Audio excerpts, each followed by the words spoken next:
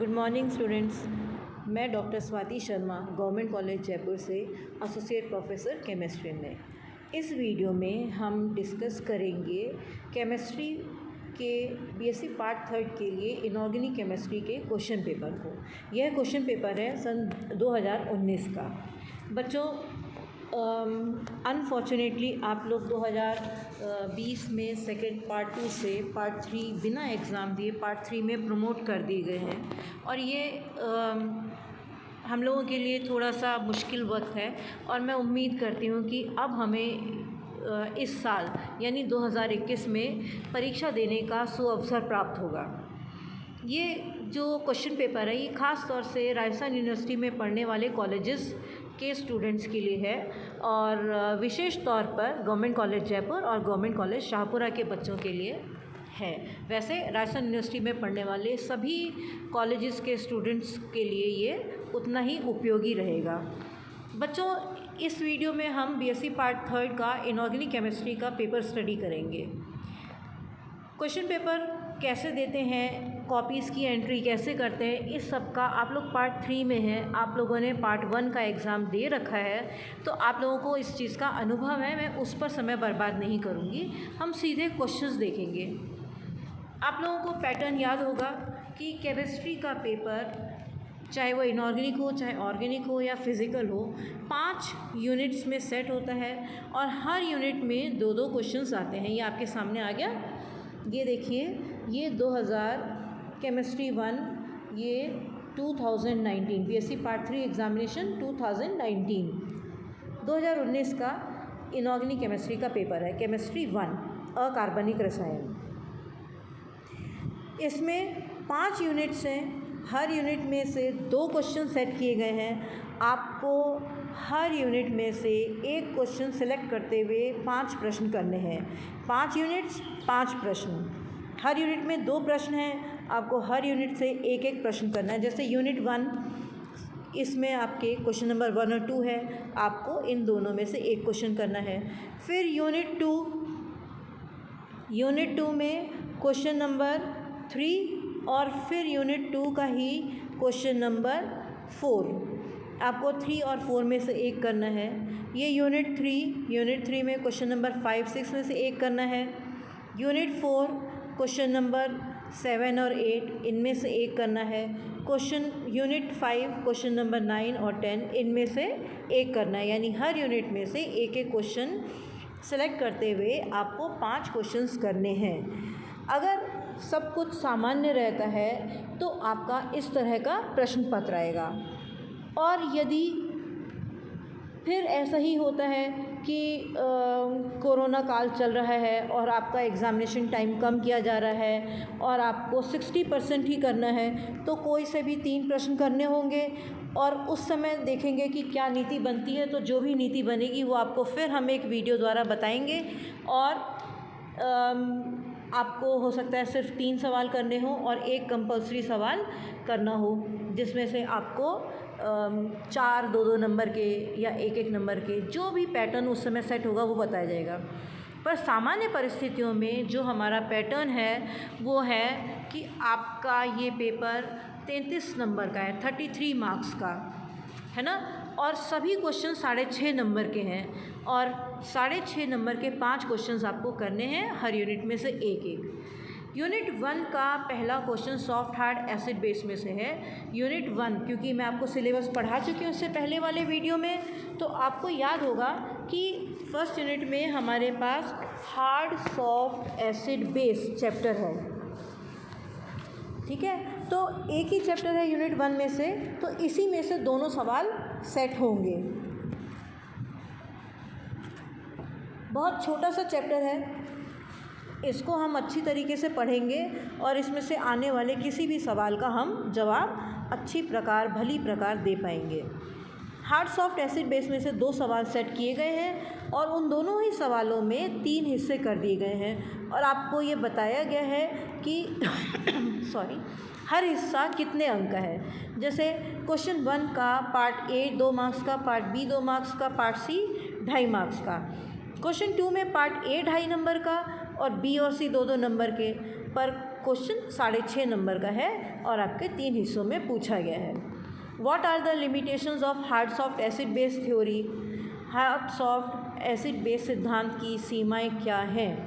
हिंदी में इस सिद्धांत को कहते हैं हार्ड यानी कठोर, सॉफ्ट यानी मृदु, कठोर मृदु अम्ल क्षार सिद्धांत की सीमाएं क्या हैं? दूसरा क्वेश्चन पार्ट है what are the characteristics of hard and soft acids and basis?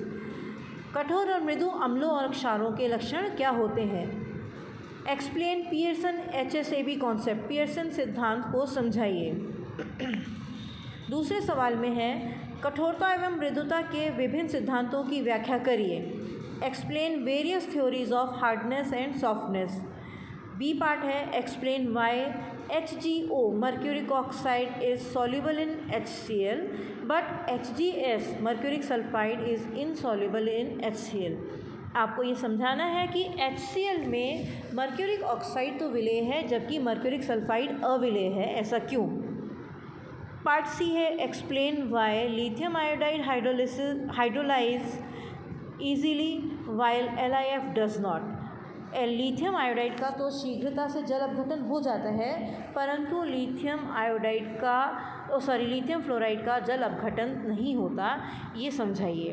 तो आपको ये hard soft acid base concept पर यानी कठोर मृदु अम्ल क्षार सिद्धांत के आधार पर समझाना है। Next unit crystal field theory की आ जाती है और ये देखिए आपको यहाँ पे याद होगा कि क्रिस्टल फील्ड थ्योरी जो है वो metal ligand bonding in transition metal complexes unit 2 में 2 चैप्टर हैं, metal ligand bonding in transition metal complexes and magnetic properties of transition metal complexes. तो इन दोनों चैप्टर्स में से एक एक सवाल सेट होगा। यूनिट 2 के कौन से 2 चैप्टर्स हैं जिसमें से प्रश्न संख्या 3 और 4 सेट होगी। 3 इस शीट पे दिख रही है आपकी, चौथा प्रश्न जो है वो दूसरे पेज में गया, वो आपको दिखाऊंगी। Magnetic ligand bonding in transition metal complexes, संक्रमण धातु संकुलों में मेटल लिगेंड धातु लिगेंड बंधन। इसमें आपके जो टॉपिक्स हैं वो हैं limitations of valence bond theory की सीमाएं और क्रिस्टल फील्ड थ्योरी के बारे में आपको पढ़ना है। उसका octahedral, tetrahedral, square planar complexes में स्प्लिटिंग समझनी है और इस स्प्लिटिंग को क्रिस्टल फील्ड एनर्जी को अफेक्ट करने वाले यानी उसको प्रभावित करने वाले कारकों के बारे में पढ़ना है।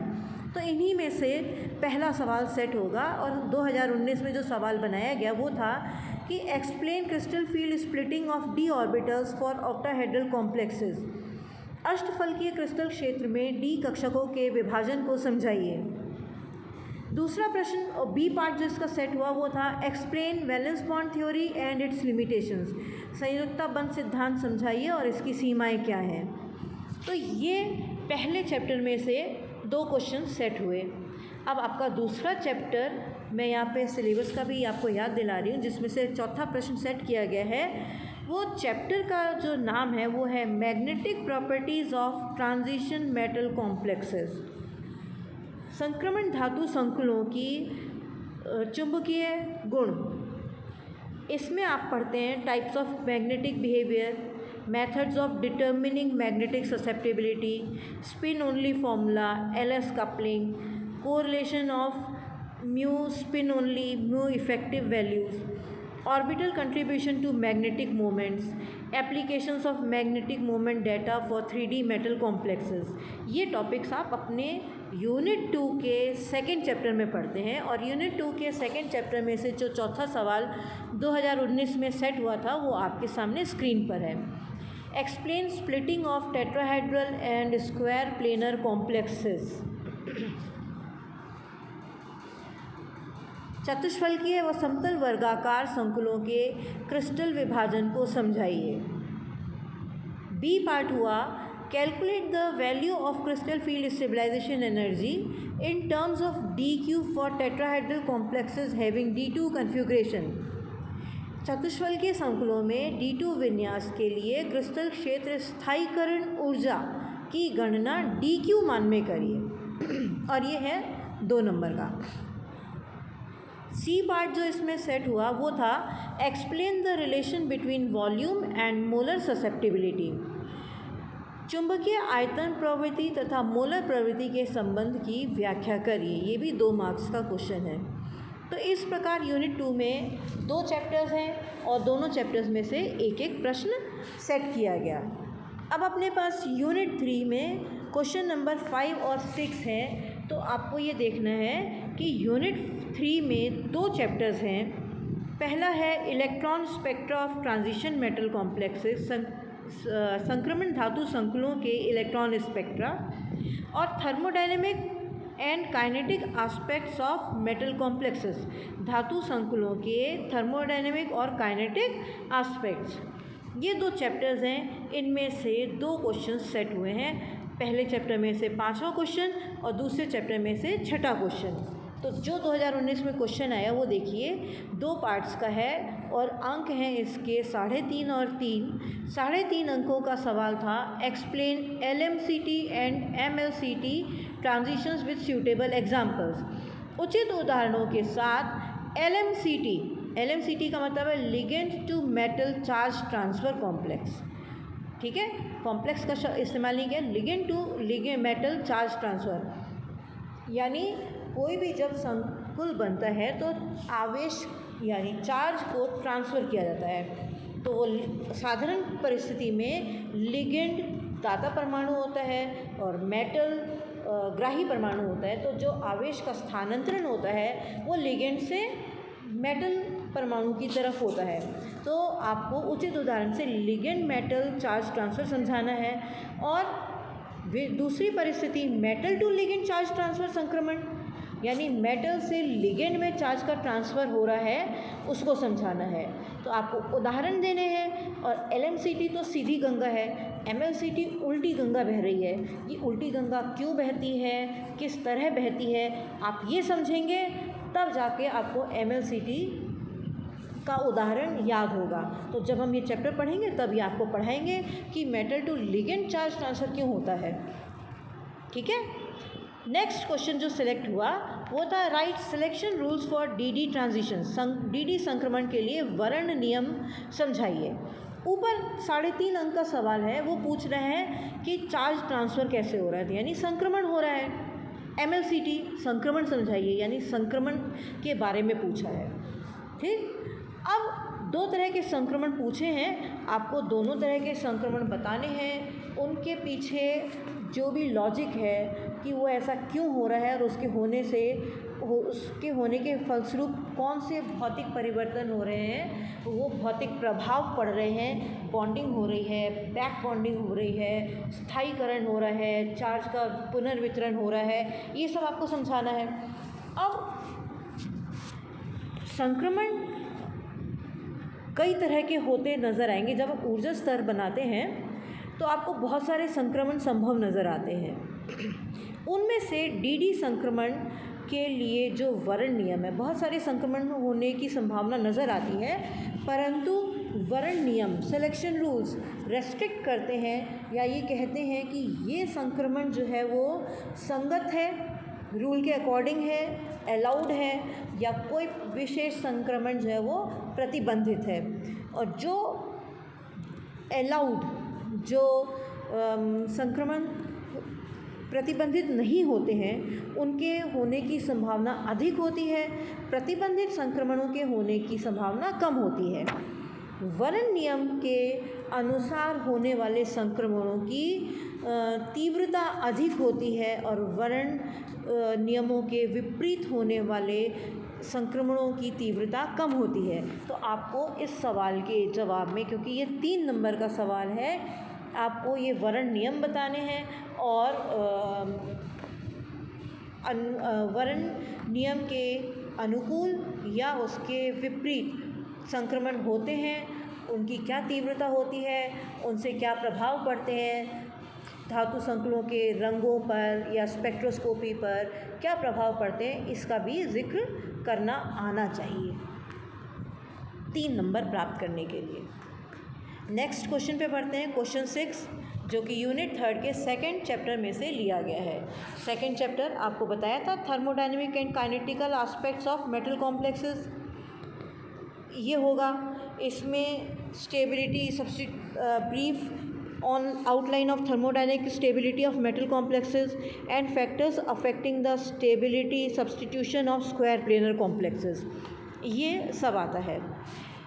पर ये देखिए कि इलेक्ट्रोकेमिकल सीरीज़, स्पेक्ट्रोकेमिकल सीरीज़ जो है, जो इसमें सबसे पहला क्वेश्चन दिया गया है, ये तो चैप्टर 1 में से है।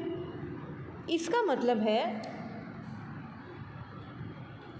कि कुछ बेसिक कॉन्सेप्ट्स ऐसे होते हैं जो चैप्टर में अलग से चर्चा नहीं भी की जाए सिलेबस में, तो भी वो चैप्टर में लिखे जाते हैं। उसको समझे किए बगैर, याद किए बगैर आगे चैप्टर समझ में ही नहीं आ सकता।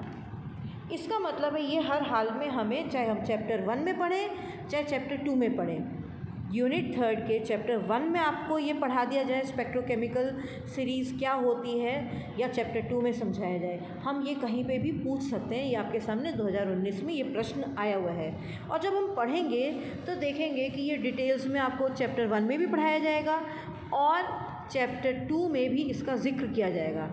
अब क्योंकि चैप्टर 2 में ज़िक्र हो गया है तो हम उस पर सवाल तो पूछ ही सकते हैं। तो ये आपका क्वेश्चन नंबर 6 में, जो कि यूनिट 3 का चैप्टर 2 है, उसमें सबसे पहले कितने नंबर का, 2 या 2.5 नंबर का, 1 नंबर का सवाल पूछा गया है, 1 नंबर का, कि स्पेक्ट्रोकेमिकल सीरीज़ क्या होती है। तो आपको इसको बहुत संक्षिप्त में बताना है कि स्पेक्ट्रोकेमिकल सीरीज़ क्यों बनती है, और जो स्पेक्ट्रोकेमिकल सीरीज़ है वो आपको लिख कर देनी है। दूसरा सवाल है electronic spectrum of, right short notes on, आपको एक संक्षिप्त टिप्पणी लिखनी है। Electronic spectrum of titanium hexa echo titanium 3 ion पर, टाइटेनियम H2O6 3+ आयन का इलेक्ट्रॉनिक स्पेक्ट्रम देना है। बहुत कम इलेक्ट्रॉनिक स्पेक्ट्रम्स दिए गए हैं आपके इस चैप्टर में। ये वही एक इलेक्ट्रॉनिक स्पेक्ट्रा है जो आपको एक्सप्लेन किया गया है। ये सवाल 2 नंबर का रखा गया है। आपको ये स्पेक्ट्रा ड्रॉ करना आना चाहिए, आपको एक्स एक्सिस पता होनी चाहिए, वाई एक्सिस पता होनी चाहिए, और इसके सारे पैरामीटर्स इस डायग्राम के पता होने चाहिए, और आंसर में स्पष्ट रूप से आपको डायग्राम के साथ इसको लिखना और इसका वर्णन करना आना चाहिए। नेक्स्ट क्वेश्चन है रूल ऑफ मैक्सिमम मल्टीप्लिसिटी, अधिकतम बहुपता का नियम। ये तो हम 12th में भी पढ़ते थे, 11th में भी पढ़ा, 12th में भी पढ़ा।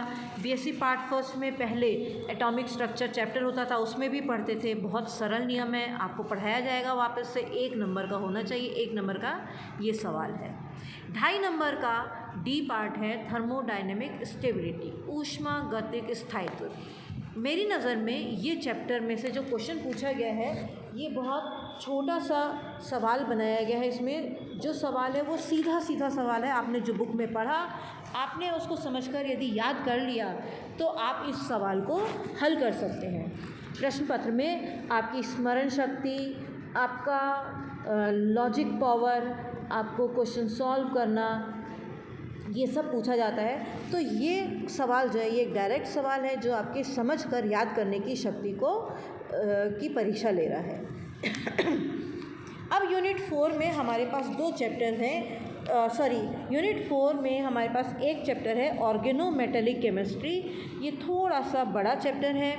इसके कंटेंट्स भी हैं, इसमें इसकी परिभाषा है, nomenclature, classification of organometallic compounds है, ऑर्गेनोमेटेलिक कंपाउंड्स का preparation, properties, bonding, applications of alkyls, aryls of lithium, aluminium, mercury, tin, titanium है, और metal ethylenic complexes, homogeneous hydrogenation, mononuclear carbonyls, nature of bonding in metal carbonyls जैसे topics organometallic chemistry में cover किए जाएंगे। तो यहाँ पर जो सवाल बना है वो है what are organometallic compounds, how are they classified, write the structure of these salt. 3 सवाल पूछे एक सेंटेंस में, और तीनों के अंक बता दिए गए कि 2.5, 2 अंक का है। 2.5 अंक का है कार्बनिक धात्विक यौगिक क्या होते हैं। अब ये 2.5 नंबर का है, तो इसमें आपको सिर्फ परिभाषा लिखने से 2.5 नंबर नहीं मिलेंगे। आपको ऑर्गेनोमेटेलिक कंपाउंड्स के बारे में थोड़ा डिटेल्स देना पड़ेगा, आपको इनके बारे में एग्जाम्पल्स अच्छे से देने पड़ेंगे, क्योंकि आगे भी पूछ लिया है इनका वर्गीकरण किस प्रकार किया जाता है। तो इस 2.5 नंबर का जो पहला सवाल है कि ऑर्गेनोमेटेलिक कंपाउंड्स क्या होते हैं, उसमें आप वर्गीकरण नहीं दे सकते। इसमें आपको परिभाषा, इनके डिस्कवरी के ईयर्स और इनका थोड़ा सा बैकग्राउंड देना पड़ेगा। फिर इनका वर्गीकरण किस आधार पर किस प्रकार किया जाता है, वो आपका 2 नंबर का सवाल है। और जिसे लवण की संरचना लिखिए। अब संरचना लिखने में आप उसका फॉर्मूला, आप उसकी कंपोजिशन देने के साथ उसकी, क्योंकि आपका ये सवाल 2 अंक का है, उसके बारे में थोड़ा सा तो आपको लिखना पड़ेगा। नेक्स्ट क्वेश्चन नंबर 8 है व्हाट आर मेटल कार्बोनिल्स। फिर वही सवाल पूछ लिया, ऑर्गेनोमेटेलिक कंपाउंड्स या मेटल कार्बोनिल्स। मेटल कार्बोनिल्स वही सवाल क्यों बोला मैंने, this is one of the organometallic compounds. Organometallic कार्बधात्विक यौगिकों में से एक प्रकार के कार्बधात्विक यौगिक हैं, स्पेसिफाई कर दिए कि मेटल कार्बोनिल्स, यानी जो ऑर्गेनिक पोर्शन है वो कार्बोनिल निश्चित कर दिया, पर धातु कोई भी हो सकती है। तो आपको मेटल कार्बोनिल्स के बारे में बताना है और यहाँ पे 2-4 उदाहरण देने हैं, उनकी बॉन्डिंग एक्सप्लेन करेंगे। Right 2 methods of preparation of metal carbonyls. Metal carbonyls, ये तो आपको 2 मेथड लिखने हैं, तो लिखने ही हैं। फिर आपको स्ट्रक्चर डिस्कस करना है, स्ट्रक्चर एंड बॉन्डिंग इन निकल टेट्राकार्बोनिल एंड फेरस पेंटाकार्बोनिल, आयरन पेंटाकार्बोनिल, फेरस नहीं आयरन पेंटाकार्बोनिल। आपको इनकी संरचना और इनके बंधन इनकी बताने पड़ेंगे। आपको इनकी संरचना यानी स्ट्रक्चर और इसमें बॉन्डिंग यानी बंधन बताना पड़ेगा। धातु कार्बोनिल क्या होते हैं, धातु कार्बोनिल बनाने की 2 सामान्य विधियाँ लिखिए, NiCO4 एंड FeCO5 में संरचना एवं बंधों की विवेचना करनी है। यूनिट 5 में 2 चैप्टर्स हैं, पहला है बायो इनऑर्गेनिक केमिस्ट्री, दूसरा है सिलिकॉन्स एंड फॉस्फोजीन्स। ये इनऑर्गेनिक पॉलीमर्स कहलाते हैं, सिलिकॉन्स और फॉस्फोजीन्स जो हैं वो इनऑर्गेनिक पॉलीमर्स हैं। तो आपके इनमें से 2 सवाल, 2 चैप्टर 2 सवाल। यूनिट 5 में question number 9 bio inorganic chemistry से संबंधित रहेगा। आवश्यक तत्व क्या हैं, कैल्शियम आयनों का जीव तंत्र में उपयोग लिखिए, रक्त में हीमोग्लोबिन तथा मायोग्लोबिन के कार्यों का अंतर बताइए। बच्चों डायरेक्ट क्वेश्चन्स हैं, फिर भी जब हम कॉपी चेक करते हैं तो बेहद अफसोस होता है कि इस जैसे सीधे सपाट सवाल में भी बच्चे पूरे अंक नहीं ला पाते, या यूँ कहिए कि 6.5 में से 1-2 नंबर आ पाते हैं। ये समझ में नहीं आता क्यों। अगर मुझे पढ़ना हो और मुझे परीक्षा देनी हो तो मैं इस बायो इनऑर्गेनिक चैप्टर को सबसे पहले तैयार कर लूँगी।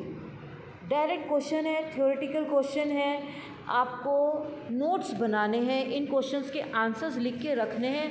साल के शुरू में आप लिख लेंगे, बहुत मज़ा आएगा, क्योंकि हमें ये पता चलेगा कि एसेंशियल एलिमेंट्स क्या होते हैं, माइक्रो न्यूट्रिएंट्स क्या होते हैं, मैक्रो न्यूट्रिएंट्स क्या होते हैं, कैल्शियम शरीर में कहाँ कहाँ पाया जाता है। ऐसा लगता है सिर्फ हड्डियों में है और हड्डियाँ सिर्फ कैल्शियम की हैं, पर हड्डियों में कैल्शियम के अलावा क्या होता है और कैल्शियम हड्डियों के अलावा कहाँ मिलता है। कैल्शियम का हड्डियों के बोन संरचना के अलावा कहाँ कहाँ काम आता है, ये सब हमें पता चलता है। बॉडी में फास्फोरस कहाँ चाहिए, मैग्नीशियम कहाँ चाहिए, बॉडी हमारे अलावा प्लांट्स में मैग्नीशियम कहाँ काम आ रहा है, मैग्नीशियम के अलावा कहाँ क्या काम आ रहा है, क्या क्या तत्व काम आ रहा है। या अब बताइए वर्किंग ऑफ हीमोग्लोबिन और मायोग्लोबिन। पहले हीमोग्लोबिन की संरचना देखिए, यहाँ हीमोग्लोबिन की वर्किंग पूछी है, किसी साल हीमोग्लोबिन की संरचना पूछी जा सकती है। यहाँ मायोग्लोबिन की वर्किंग पूछी है, किसी साल मायोग्लोबिन की संरचना पूछी जा सकती है। आप हीमोग्लोबिन की वर्किंग संरचना और वर्किंग याद कर लीजिए, आप मायोग्लोबिन की वर्किंग और संरचना याद कर लीजिए, तो फिर इनका अंतर आप अपने आप कर लेंगे, उसके लिए अलग से पढ़ना नहीं पड़ेगा। तो मेरे हिसाब से अगर मुझे एग्ज़ाम देना हो बीएससी पार्ट 3 का, तो मैं ये चैप्टर सबसे पहले तैयार करके रख लूँगी। 10वां सवाल है what are silicones, how are they prepared, give their uses. बच्चों यहाँ पे सिलिकॉन्स पूछ लिए, आपसे फॉस्फोजीन भी पूछी जा सकती है, आपसे उनमें से किसी विशिष्ट का पूछा जा सकता है, आपसे उनका क्लासिफिकेशन पूछा जा सकता है। तो चैप्टर को पूरा पढ़िए और ऐसा पढ़िए, ये तो मैंने आपको एक वैसे ही बीच में बता दिया कि मेरा बस चलता तो मैं सबसे पहले ये चैप्टर 9 पढ़ती, पर आप सारे चैप्टर्स पढ़िए, थॉरोली पढ़िए और ऐसे पढ़िए कि उसमें से पूरा बड़ा सवाल पूछा जाए या छोटे छोटे कई सवाल पूछे जाएं, आप उनका जवाब अच्छी तरह दे सकें। बच्चों, ये वीडियो मैं यहीं ख़त्म करती हूँ। अब मैं नेक्स्ट वीडियो में आपके लिए हार्ड सॉफ्ट एसिड बेस लेकर आऊँगी। Thank you.